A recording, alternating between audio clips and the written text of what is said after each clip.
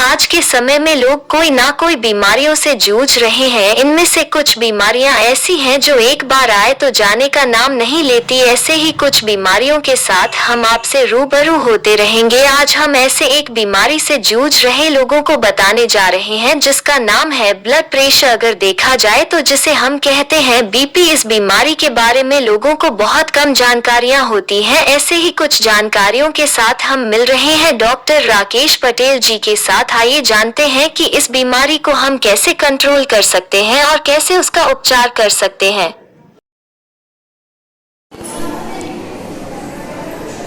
नमस्कार, आज हम मौजूद हैं रायपुर के जिला अस्पताल में और इस भागदौड़ भरी जिंदगी में काफी लोग टेंशन और स्ट्रेस के कारण काफी परेशान रहते हैं, जिसके कारण उन्हें ब्लड प्रेशर जैसी समस्याएं हो जाती है।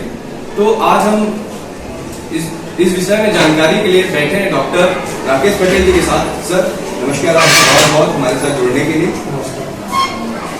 सर हम आपसे जानना चाहेंगे कि लोगों को कैसे जानकारी होगी कि उन्हें ब्लड प्रेशर जैसी समस्याएं है, इसका कोई सिम्टम्स बॉडी पे नजर आता है? देखिए सिम्टम्स क्या है कि पहले बात तो जो पेशेंट अगर अपने mid-40 mid-50 में है उनको तो अपना रेगुलर बीपी चेक कराना चाहिए।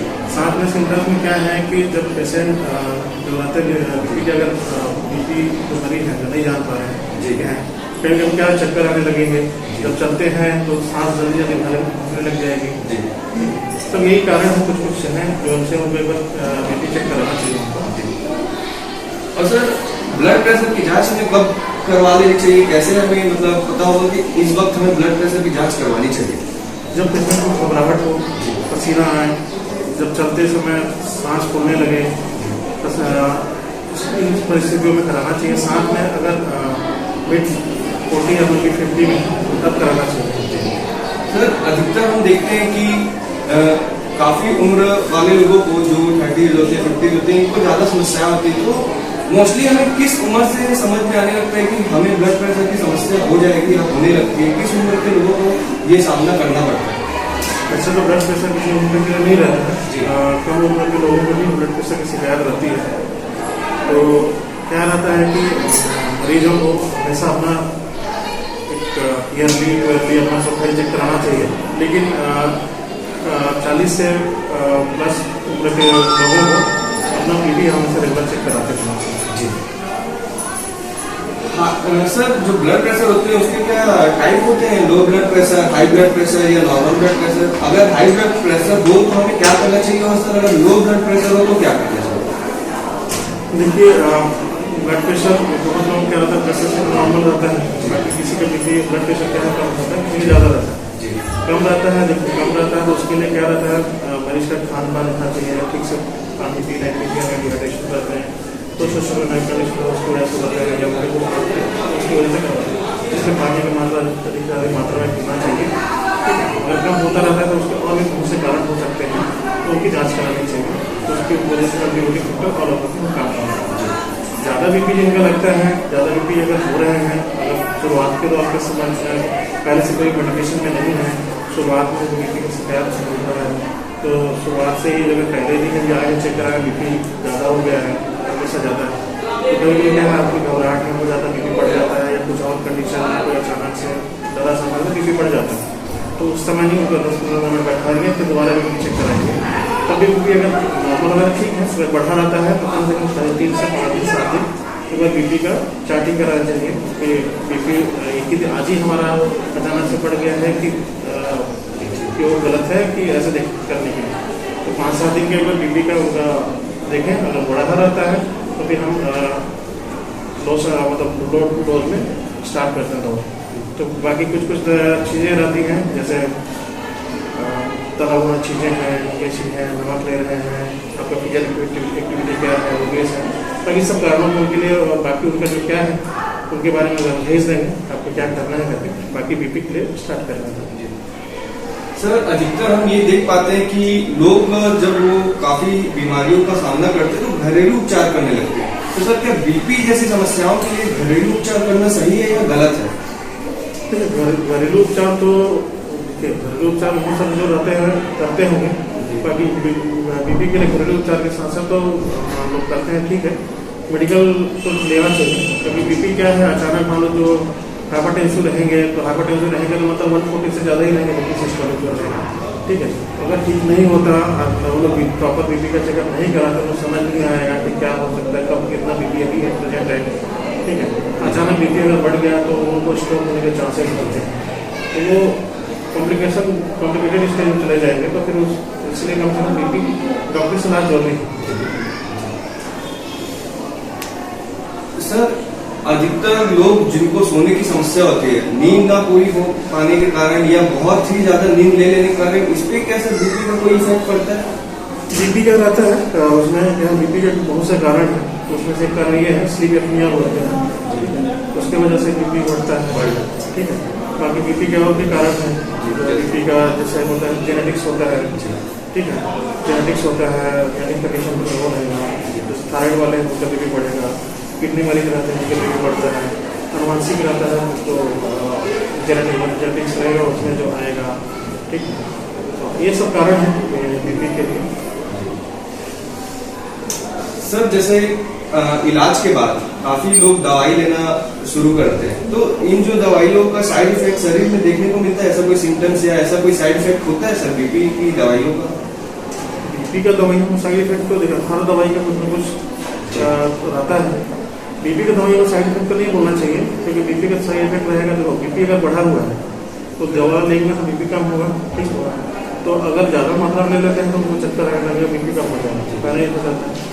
दूसरा क्या है कि बीपी का दवाइयों का बस ये है कि साइड इफेक्ट तो नहीं होना चाहिए, लेकिन कुछ कुछ बीमारियां हैं जिसमें बीपी का दवाइयों को थोड़ा चेंज करते हैं, जैसे बहुत सारे जैसे बीमारी जो किडनी वाले मरीज हैं, हार्ट वाले मरीज हैं, तो उनमें क्या रहता है जो दवा रहता है उनको चेंज किया जाता है। बहुत सी दवाइयाँ किडनी वाले मरीज को नहीं दे जाते बीपी के दवाई, बहुत सी दवाइयाँ हार्ट वाले मरीज को नहीं दे जाते, उनमें अलग दवाइयाँ दी जाती।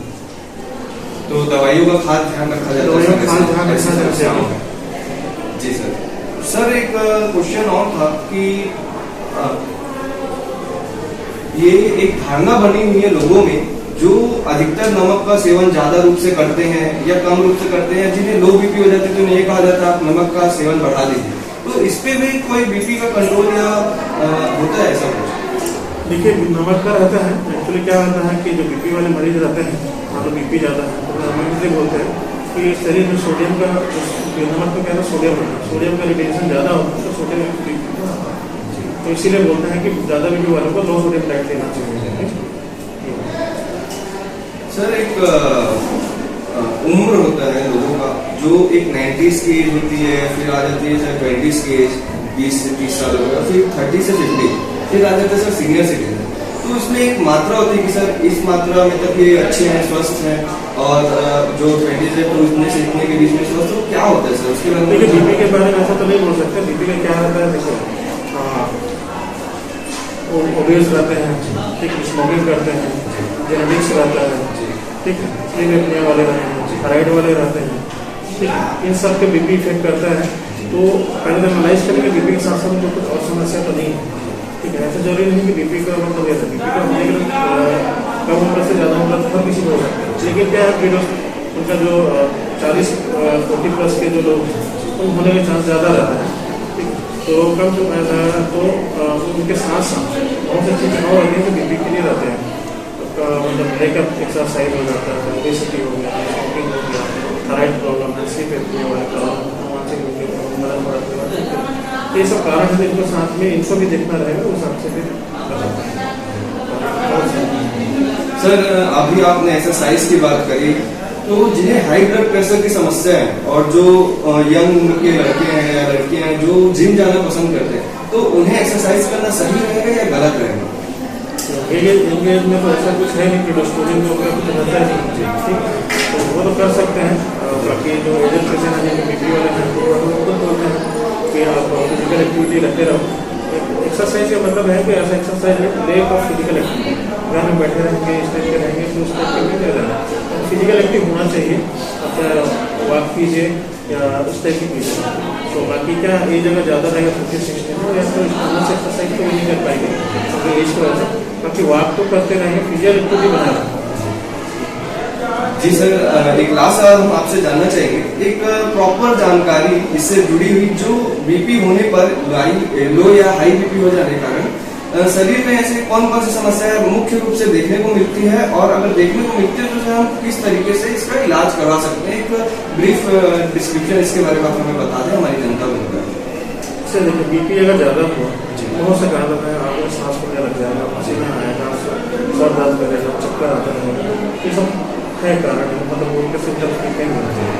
ठीक है, तो उनमें या तो कम बीपी में भी यही लगभग बीपी है, और उसमें भी चक्कर आने लगेगा, पेशेंट को बीपी कम हो जाएगा, यही सब कारण है। तो ये सब कारण आपको लगता है, आपको सिम्टम आपको दिखते हैं, तो सबसे पहले अपने डॉक्टर को दिखाना चाहिए, अपने शुगर का जांच कराएं, शुगर की वजह से चक्कर आते हैं, चक्कर हो जाता है, ये सब होता है, शुगर बीपी का चेक को हमेशा कराना चाहिए। तो इसमें आप खुद भी चेक करेंगे ताकि अपना ब्लड प्रेशर चेक करें।